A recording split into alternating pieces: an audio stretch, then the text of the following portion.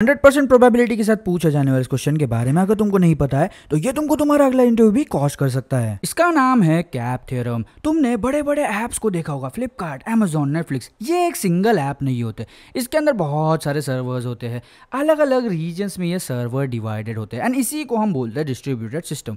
And इसी तरीके का एक स्ट्रॉन्ग सिस्टम बनाते वक्त हमको काम आता है कैप थ्योरम।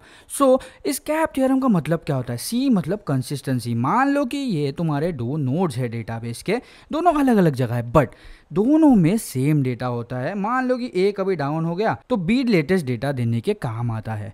सो कंसिस्टेंसी में क्या होता है? मान लो कि तुम एक यूपीआई ऐप यूज कर रहे हो, तुम यहाँ पे आए एंड तुमने चेक बैलेंस पे क्लिक किया तो तुम्हारी रिक्वेस्ट जाएगी सबसे पहले सर्वर ए पे, ठीक है, नोड ए पे तुम्हारी रिक्वेस्ट जाएगी एंड वहाँ से रिटर्न आएगा कि भाई 200 रुपीज़ तुम्हारा बैलेंस है। तुमने फिर से चेक बैलेंस पे क्लिक किया एंड अब तुम्हारी रिक्वेस्ट बी नोड पे गई है, वहाँ से भी सेम चीज़ आएगी कि भाई तुम्हारा सेम बैलेंस है। इससे हमको क्या देखने मिलता है कि रिक्वेस्ट कहीं भी जाए हमारा जो डेटा है वो कंसिस्टेंट है, हमको लेटेस्ट वाला अपडेटेड डेटा मिल रहा है।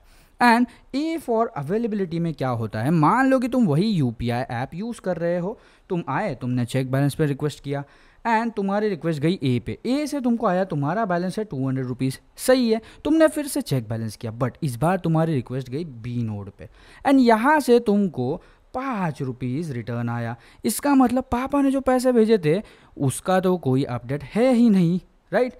सो अवेलेबिलिटी में क्या होता है? जब तुमने इस नोड पे रिक्वेस्ट किया बी वाले पे तो तुमको कुछ तो रेस्पॉन्स आया, भले ही वो पुराना डेटा हो, तुमको एरर नहीं आया, राइट? सो इसी को बोलते हैं अवेलेबिलिटी। अवेलेबल रहना, भले ही डेटा काम का दो या ना दो। Third one, P for partition tolerance.